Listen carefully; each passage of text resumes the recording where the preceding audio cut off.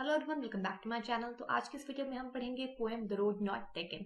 तो आगे बढ़ने से पहले अगर आपने अभी तक मेरे चैनल को सब्सक्राइब नहीं किया है तो प्लीज मेरे चैनल को सब्सक्राइब कर दीजिए, बेल आइकन को हिट कर दीजिए और अगर वीडियो अच्छी लगे तो प्लीज इसे लाइक और शेयर भी जरूर कर दीजिएगा। एंड प्लीज वीडियो को पूरा एंड तक देखिए ताकि पोएम आपको अच्छी तरह से समझ में आ जाए। तो चलिए वीडियो को स्टार्ट करते हैं। तो ये जो पोएम है द रोड नॉट टेकन, उसके जो पोएट हैं वो है Robert Frost. Robert Frost was born in 1874 and was died in 1963. Robert frost was a very popular American poet. Robert frost जो थे वो एक बहुत ही पॉपुलर अमेरिकन पोइट थे and he is highly regarded for his realistic descriptions of life in the country side. और इन्हें सबसे ज्यादा इसलिए माना जाता था क्योंकि ये कंट्री साइड की जो लाइफ है उसका एकदम रियलिस्टिक डिस्क्रिप्शन देते थे, मीन्स उसका एकदम रियल वर्णन करते थे। तो इस पोएम को स्टार्ट करने से पहले हम जान लेते हैं कि ये पोएम जो है वो आखिर किस बारे में है, किस चीज पे बेस्ड है। This poem is about making choices in our lives, which is like choosing one path and not taking another. तो ये जो पोएम है वो इस चीज पे बेस्ड है कि जिस तरह से हम लाइफ में डिसीजन लेते हैं, चॉइसेस हमारे पास होती हैं और उस चॉइसेस में से हमें एक को चुनना होता है। लाइक अगर हमारे पास दो पाथ हैं, दो रास्ते हैं, तो उन दो रास्तों में से हमें किसी एक का चुनाव करना होता है। तो ये पोएम उसी बारे में है। The speaker talks about reaching a place in the woods where two paths go in two different directions and he needs to decide which one to take. तो इस पोएम में पोएट बात कर रहे हैं कि उन्हें एक जंगल में दो रास्ते दिखते हैं जो कि दो अलग अलग दिशाओं में जा रहे हैं और पोएट को ये डिसाइड करना है कि वो कौन सा रास्ता चुने और कौन सा रास्ता ना चुने। तो चलिए पोएम को स्टार्ट करते हैं। The road not taken. Two roads diverged in a yellow wood, and sorry I could not travel both. And be one traveler, long I stood and looked down as far as I could, to where it bent in the undergrowth. Diverged means separated and went in two different directions. अलग अलग और दो अलग अलग दिशाओं में जाने वाले को diverged कहते हैं.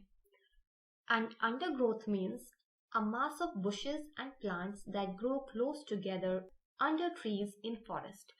फॉरेस्ट में जो पेड़ होते हैं उन पेड़ों के नीचे जो बुशेस होते हैं और छोटे छोटे प्लांट्स होते हैं उन्हें ही अंडरग्रोथ कहते हैं। तो फर्स्ट स्टैंजा में पोएट क्या कह रहे हैं, two roads diverged in a yellow would.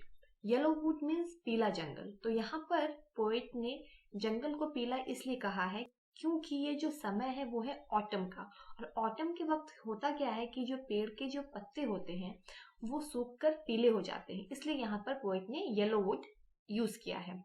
तो पोएट कहते हैं कि एक येलो वुड है, पीला जंगल है जिसमें दो रास्ते हैं और वो दोनों रास्ते दो अलग अलग दिशाओं में जा रहे हैं।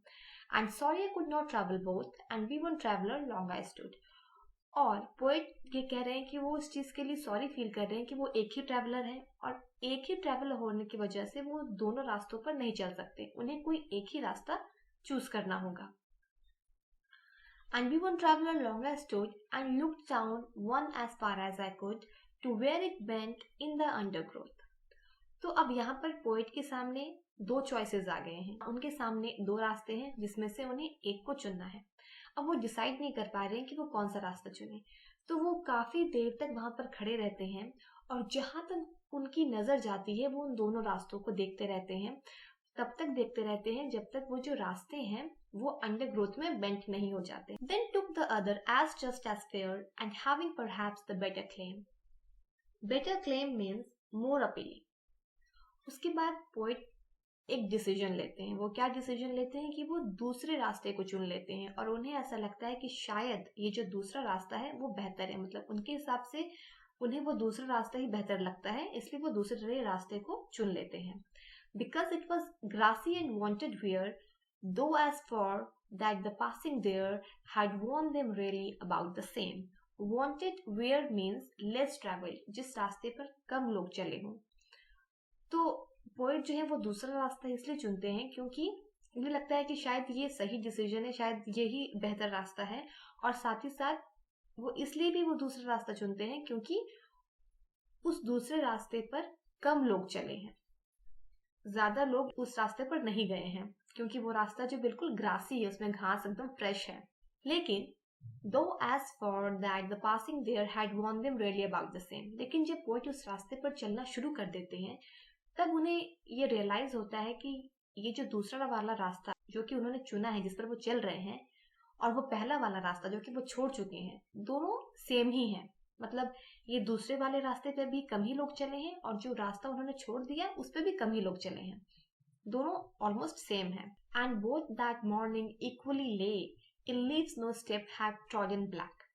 इन लाइंस में पोएट कहते हैं कि दोनों ही रास्तों पर एक तरह से पत्ते गिरे हुए हैं और वो जो लीव्स हैं उन पर ज्यादा स्टेपिंग नहीं हुई है, मीन्स उस पर लोग ज्यादा चले नहीं है, उसे कुचला नहीं गया है, जिस वजह से लीव्स जो है वो ब्लैक नहीं हुए हैं। Oh, I kept the first for another day, yet knowing how way leads on to way, I doubted if I should ever come back.